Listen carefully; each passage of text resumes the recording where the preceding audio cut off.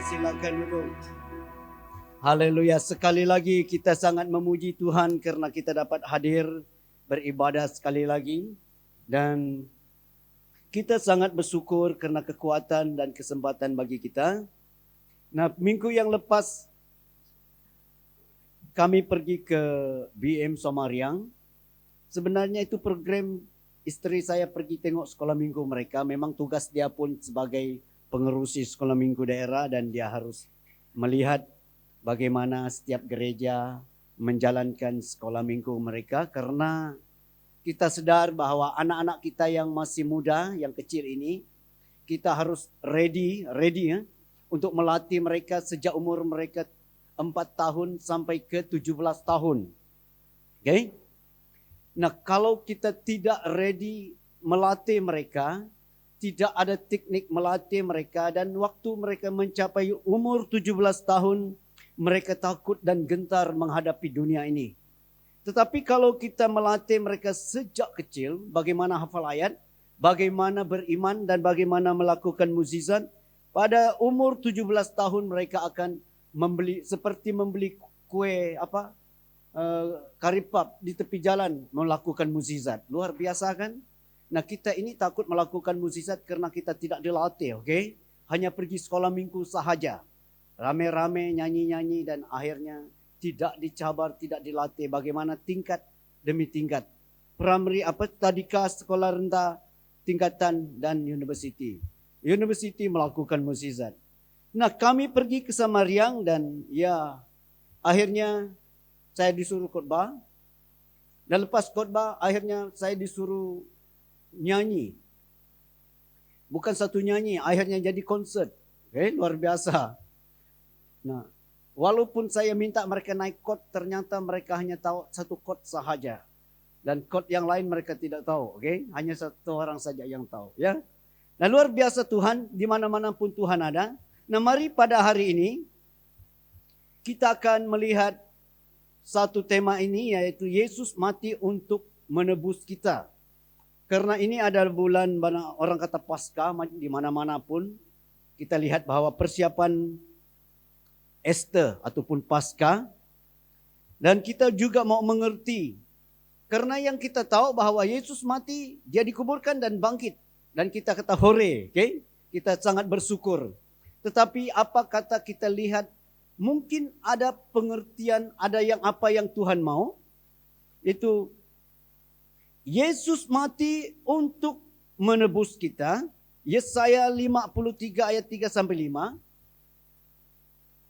Yesaya 53 ayat 3 sampai 5 kata begini. Ia dihina dan dihintari orang, seorang yang penuh kesengsaraan dan yang biasa menderita kesakitan.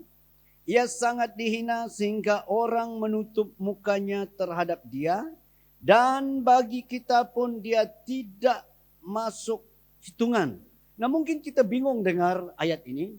Ini adalah ayat nubuatan dari Nabi Yesaya 700 tahun sebelum Yesus lahir. Okay? Nabi yang sama juga yang bernubuat tentang kelahiran Yesus, dan juga dia bernubuat tentang kematian Yesus. Dia dikatakan dia dihina dan penuh kesengsaraan, biasa menderita kesakitan. Ia sangat dihina sehingga orang menutup mukanya terhadap dia. Kalau kita pikir-pikir apa yang disebut oleh Nabi ini, ternyata waktu Yesus disalib itu adalah satu penghinaan. Okay?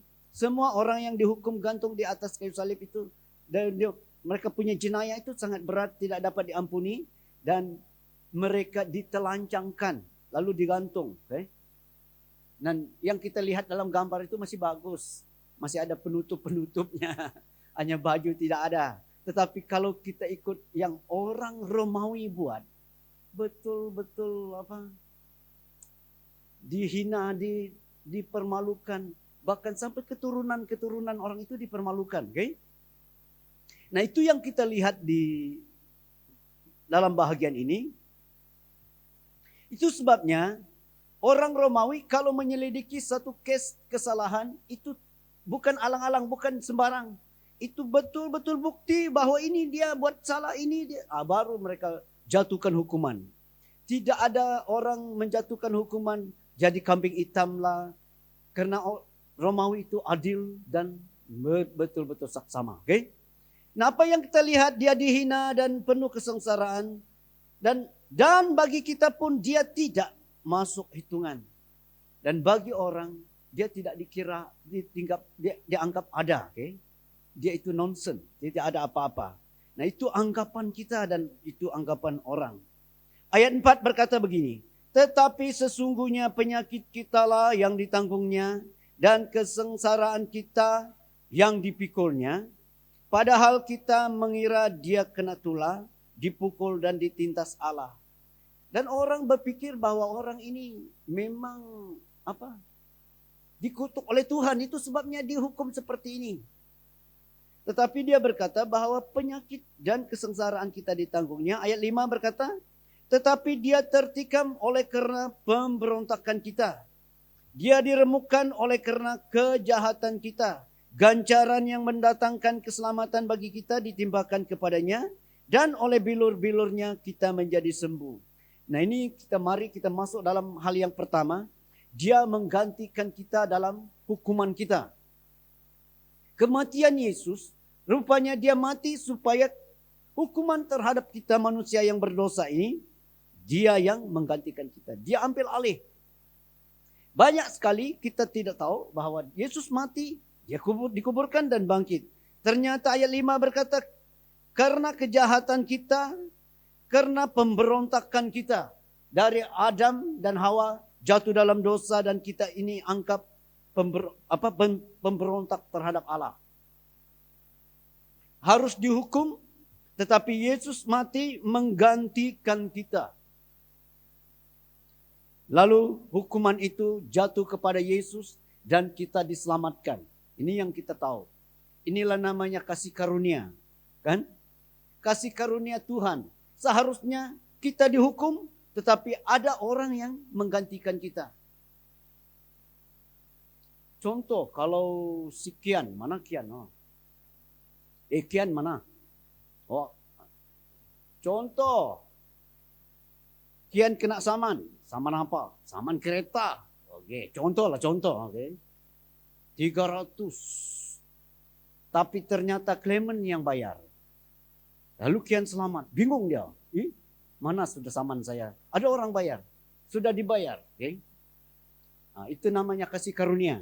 Ada orang. Karena kebaikan orang itu menggantikan. Okay? Oh, macam itu kah Clement? Oh iya. Ready. Contoh.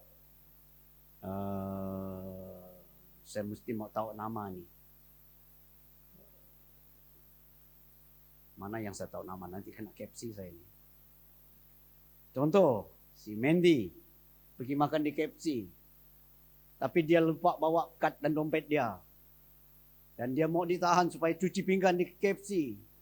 Tetapi ada orang yang tolong pergi tukar dia cuci pinggan di KFC. Ya, dia selamat. Dia bingung juga. Kenapa? Tadi bukan main marah bos toke.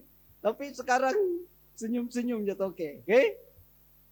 Nah, ini namanya kasih karunia, amin. Itu namanya kasih karunia.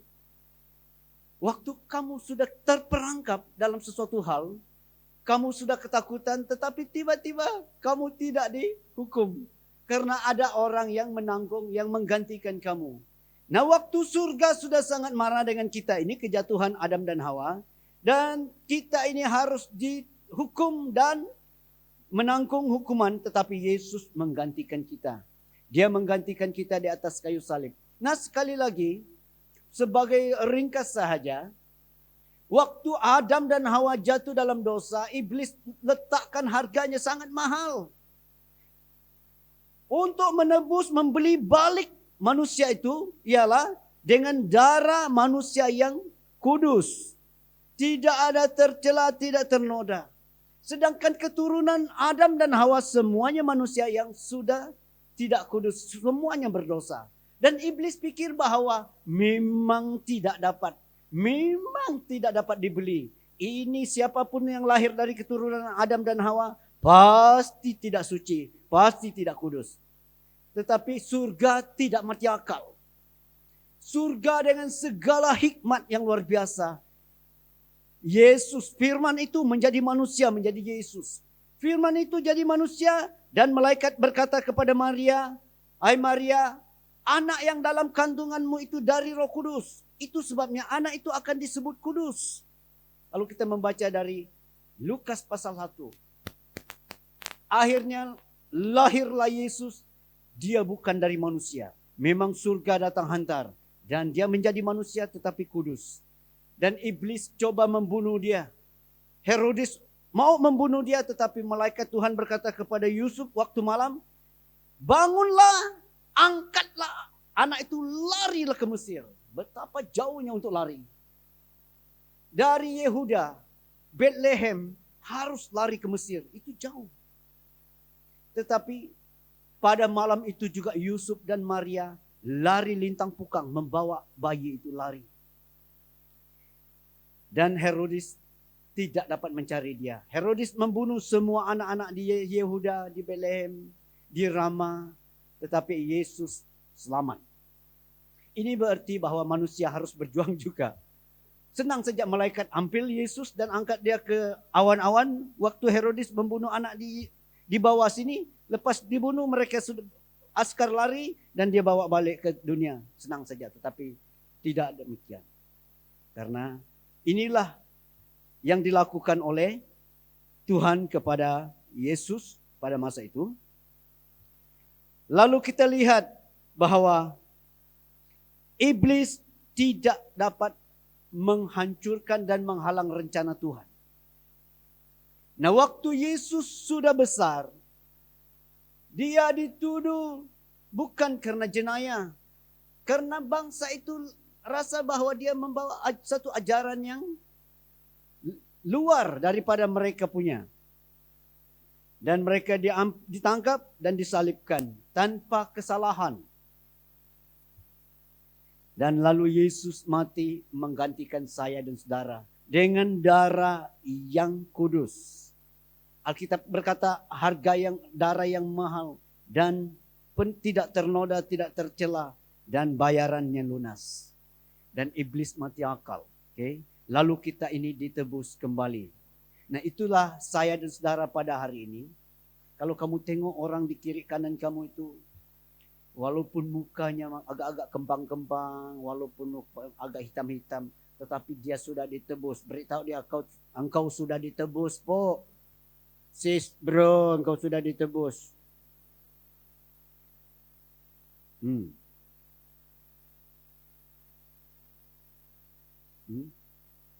Kalau kamu tidak dipuji selama 10 tahun ini, jangan heran, jangan susah. Engkau sudah ditebus, amin. Itu sebabnya saya sangat bangga dalam hidup ini.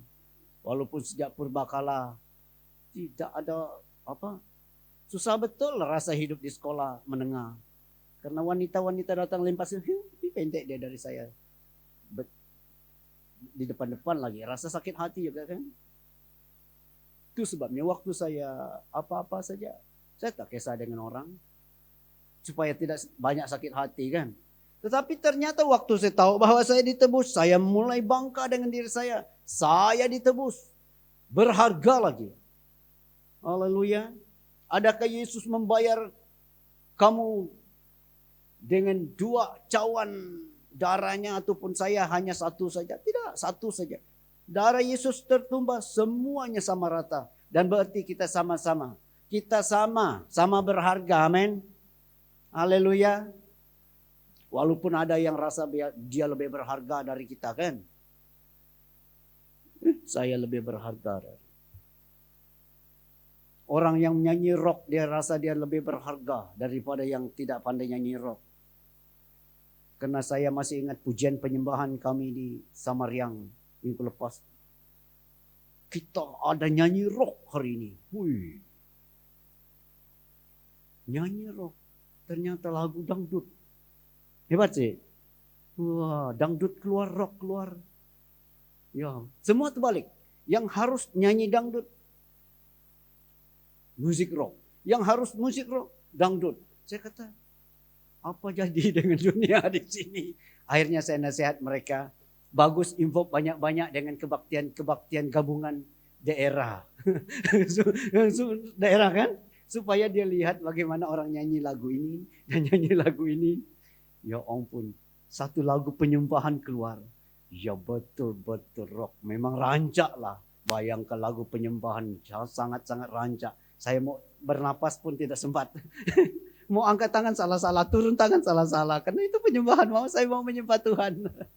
Akhirnya itu sebabnya lepas kebaktian mereka suruh saya nyanyi satu nyanyi. Akhirnya menjadi satu konsert pesta dan betul-betul satu penyembahan. Haleluya. Kasih puaskan hati bagaimana untuk memuji dan menyembah Tuhan. Okay?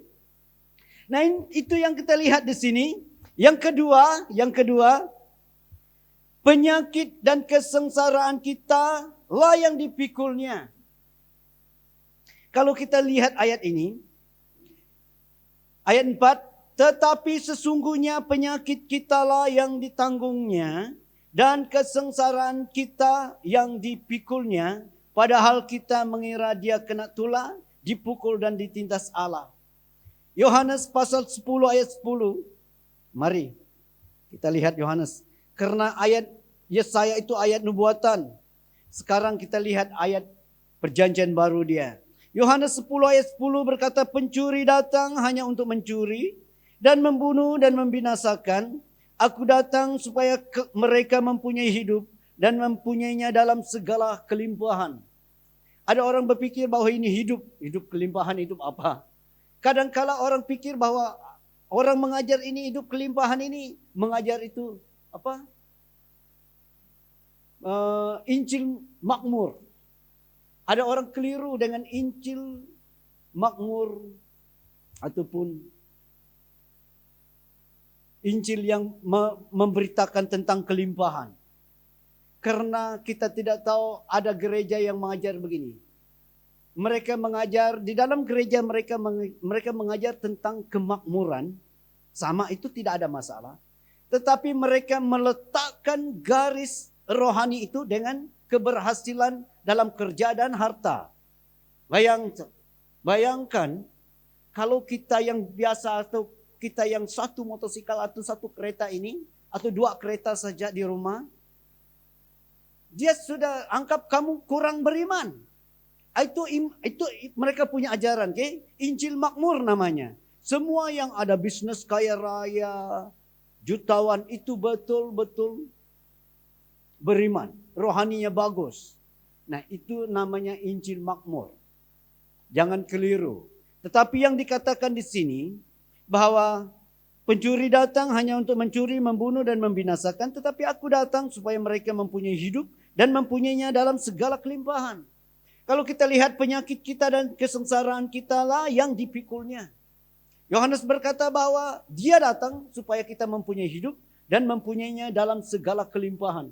Banyak sekali kita ini hidup di bawah kemampuan.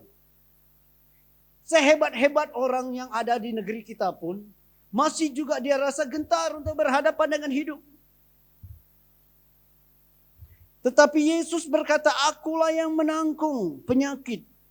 Penyakit itu apa? Penyakit lambat bangun pagi. Penyakit, orang kata ini penyakit kalau di kampung, penyakit malas belajar. Penyakit tidak pandai. Penyakit tidak sabar. Banas baran namanya. Penyakit kurang memuji orang. Ini tidak ada dalam negeri kita, ada di US saja. Membawang ada, membawang ada. Apa kata kita kalau kita hanya kuat membawang selama ini? Tahu membawang? Tahu kan? Selama ini itu budaya yang ada pada kita. Apa kata kita naikkan label bahwa kita kuatkan memuji orang juga kan? Bro, pada hari ini happy bro. Happy bro. Memang ada hujan banjir di kawasan kami bro, tetapi happy aja lah.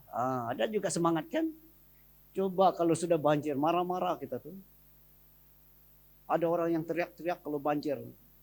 Itu banjir itu, air itu sudah naik. Itu di daerah kami itu selalu tuh. Stuck sudah itu kereta sana. Betul juga. Memang stuck. Waktu kami Bila banjir tuh? Di kawasan kami itu sudah banjir jalan raya, perumahan tidak kena. Wih, bersyukur. Tapi jalan raya banyak orang menonton sana tuh tepi kiri kan. Ambil gambar. Satu kereta datang, dia lepas. Wah, satu kali van dengan keluarga, bapak anak kecilnya datang stuck. Bapaknya start van itu tidak dapat. Banyak orang di tepi itu ambil gambar jatuh. Sudah stuck, mati sudah kereta van tuh. Apa kata yang lain itu turun tolak? Tidak ada orang pergi tolak tuh. Saya kata betul-betul sakai. Betul-betul sakai ya. Tidak macam tak pernah tengok banjir. Nah, banyak kita ini penyakit kita. Tetapi Tuhan berkata bahwa aku datang supaya mereka mempunyai hidup dan mempunyainya dalam segala kelimpahan. Akulah yang menanggung segala penyakit. Ya. Kita mau baik kan? Semua orang mau luar biasa. Tetapi ternyata kita tidak mampu. Apa kata kita perhatikan bahwa kematian Yesus ternyata dia yang datang menggantikan ketidakmampuan kita, ketidaksanggupan kita itu. Mungkin selama ini kita selalu mengeluh tentang ketidakberhasilan kita. Kekurangan yang kita ada dari keluarga kita. Kita mau buat ini tapi kita tidak seperti orang lain. Selalunya macam itu. Tetapi kita jangan lupa bahwa Yesus mati di atas kayu salib. Bukan hanya mati menggantikan dan menebus kita, dosa kita. Tetapi ternyata dia memikul. Apa dia kata di sini? Dia menanggung. Memikul. Ternyata Tuhan memikul.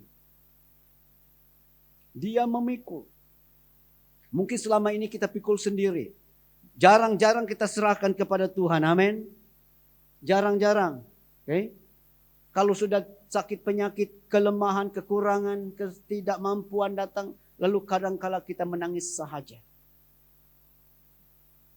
Apa kata kita datang kepada Tuhan? Tuhan, ini kekurangan kami sekeluarga. Kata Petrus itu, serahkanlah segala khawatirmu kepada Tuhan. Yang serahkan itu tikam di atas itu. Serahkan kepada Yesus. Nah, ini dia. Jarang-jarang orang serahkan gaji mereka kepada surga kan. Kalau gaji tidak naik-naik itu bos dimarah, incas dimarah, itu bias betul-betul. Saya terikut-ikut juga tuh. Saya dengar cerita dari sini, wih bias betul juga dengar. Tapi apa kata bahwa dia yang menanggung segala penyakit. Beritahu bahwa Tuhan yang menaikkan gaji saya. Woi. Dari company. Ada yang buat seperti itu jarang-jarang kan. Selalunya Tuhan bagi saya kerja. Itu saya sampai sana sejak kita. Jarang-jarang kita suruh surga doublekan gaji kah. Apa kata kita buat yang sangat-sangat mustahil. Amin. Karena kita selalu hidup dalam yang sangat-sangat nyata selama ini. Kita hidup dalam yang sangat nyata, kalau kita sudah tidak mampu, kita berserah sahaja. Mungkin nasib saya. Tapi apa kata kalau kita lihat ayat-ayat seperti ini, sayalah yang memikul segala penyakitmu. Dan kita lihat bahwa ini yang tidak mampu kita buat. Lalu kita mulai nyanyi, bagi Tuhan tak ada yang mustahil. Bagi Tuhan tak ada yang tak mungkin.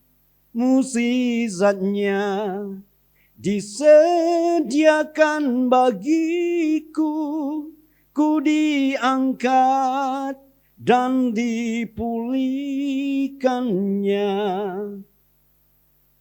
Kalau saya nyanyi satu potong-potong saja, nanti saya balik rumah kena marah tuh. 1, 2, 3 orang. Apa dia nyanyi sekejap saja. Nyanyi satu nyanyi lah. Saya kata kalau saya nyanyi satu nyanyi itu keluar satu album, satu konsert tuh. Bukan namanya kebaktian lagi hari Ahad. Itu konsert Pastor Oda tuh. Saya kata, oh ya ke Dedi. Ya, jangan pula. Nah, kalau Dedi mau nyanyi, nyanyilah. Kalau Dedi tak mau nyanyi itu surga pun tidak mau dapat marah Dedi. Okay? Nah penyakit kita lah yang ditanggungnya. Apa kata kita mulai hidup dalam hal-hal yang tidak mustahil. Amin. Bagi Tuhan tak ada yang mustahil. Karena nyata dia berkata, penyakit kita lah yang ditanggungnya, dan kesengsaraan kita lah yang dipikulnya. Ternyata dia yang memikul juga kesengsaraan kita. Apa kesengsaraan kamu? Banyak orang risau, menjadi sengsara. Banyak orang rasa bahwa takut, jadi sengsara.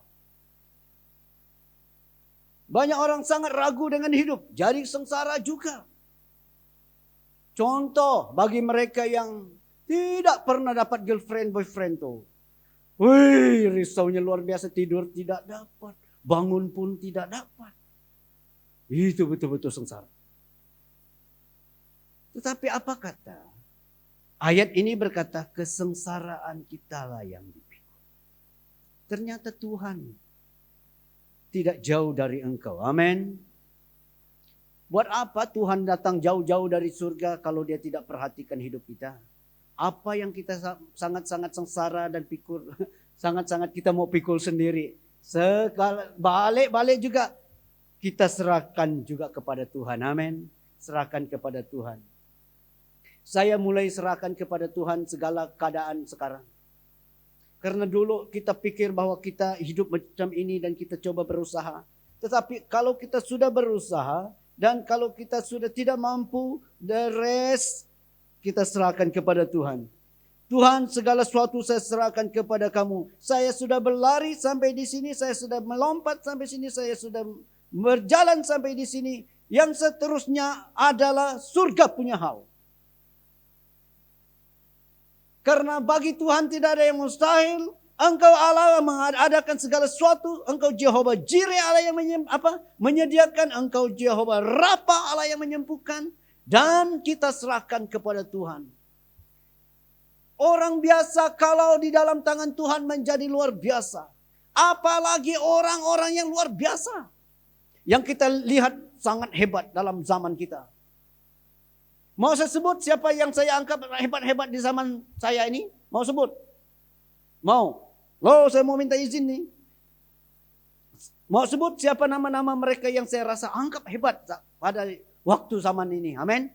Mau? Loh? Mau? Macam Clement. Anggap hebat nih. Adrian. Tim. Siapa lagi?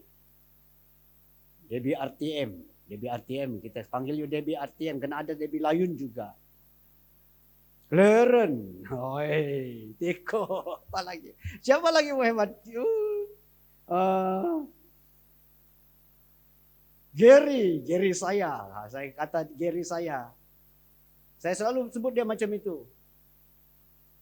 Gary saya itu, jangan main-main dengan dia. Kalau dia sudah jadi MC, hei, cakap Cina keluar, cakap Thailand keluar tuh. Gary, mana yuk? Yuk ada cakap Thailand gitu hari? Tidak ada. Kleren dengan itu kan, dengan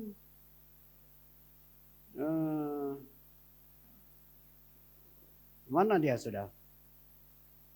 Mana si Brolin sudah? Oh, Kleren dengan Brolin tuh.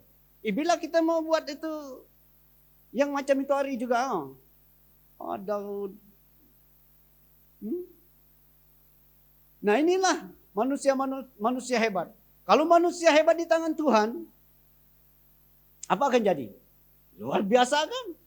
Luar biasa. Manusia biasa saja luar biasa di tangan Tuhan, apalagi manusia hebat. Nah ini yang kita lihat bahwa Tuhan memikul segala kesengsaraan kita. Lalu mulai pada hari ini biarlah kita melihat Paskah yang akan datang.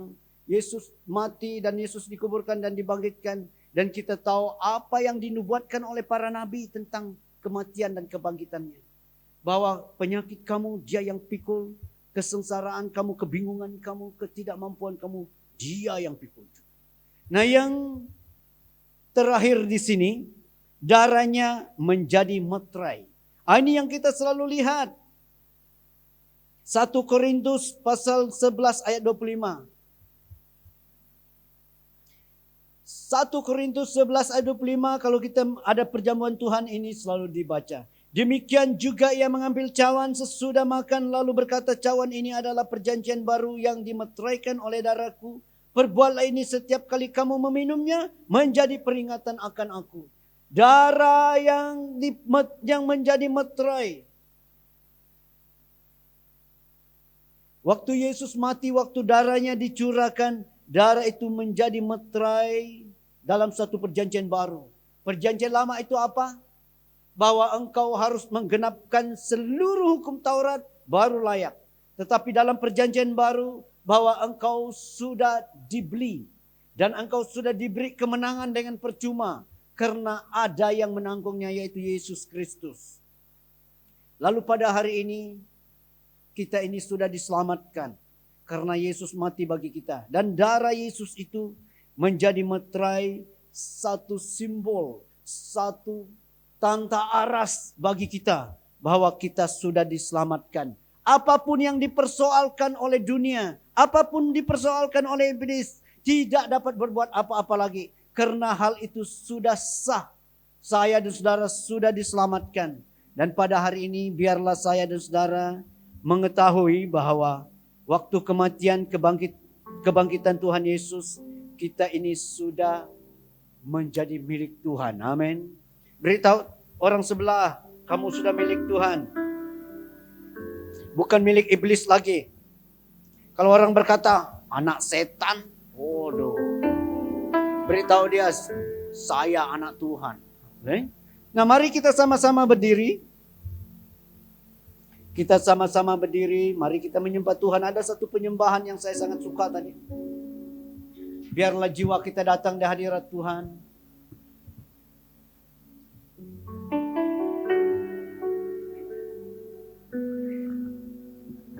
Karena pemazmur berkata, lebih baik satu hari di hadirat Tuhan daripada 1000 hari di tempat lain. Ataupun 2 tahun 7 bulan di tempat lain. Ternyata hadirat Tuhan itu indah. Amin.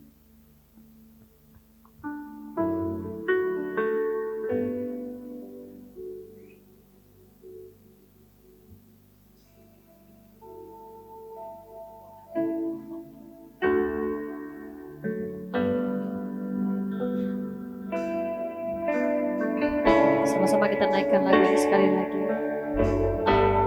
Kami bawa hati kami, Tuhan.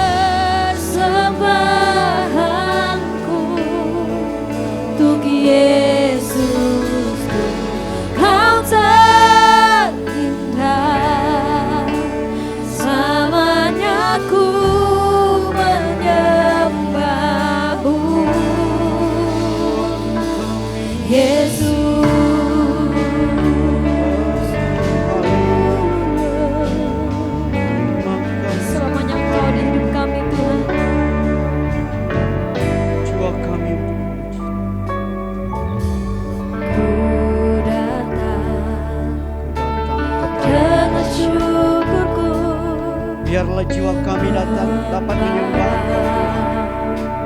Kerinduanku Yesus, ingin ku menyenangkan-Mu. Karena-Mu Tuhan sudah bagi kami dan indah bagiku kasih-Nya. Biarlah jiwa kami dapat menyembah Menyelamatkanku Yesus, ingin persembahanku. setiap pribadi Ku membawa hatiku, hanya Engkau di hidupku. Yesusku, Kau terindah, selamanya ku menyembah-Mu.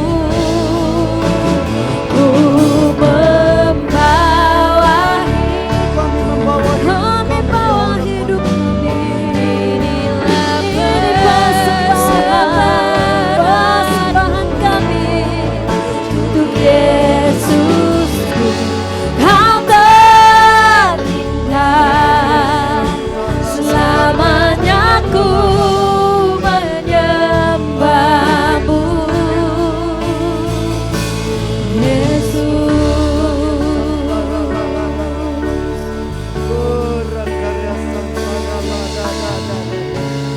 Bahwa ku erat di hadirat-Mu.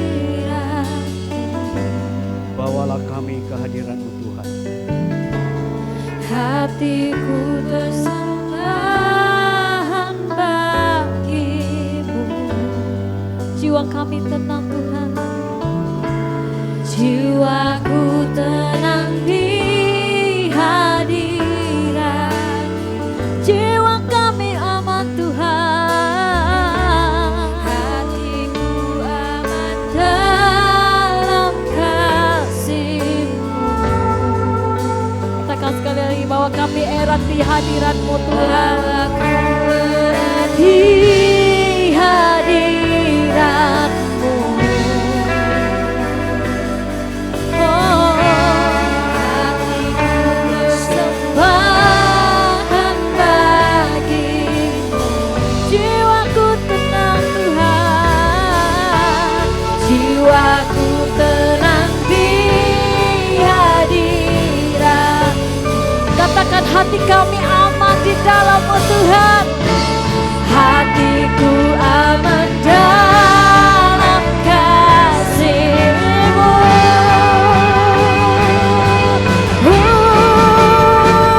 Ku membawa, kami bawa hati kami lebih dalam lagi Tuhan. Amin. Yesusku, Kau terindah,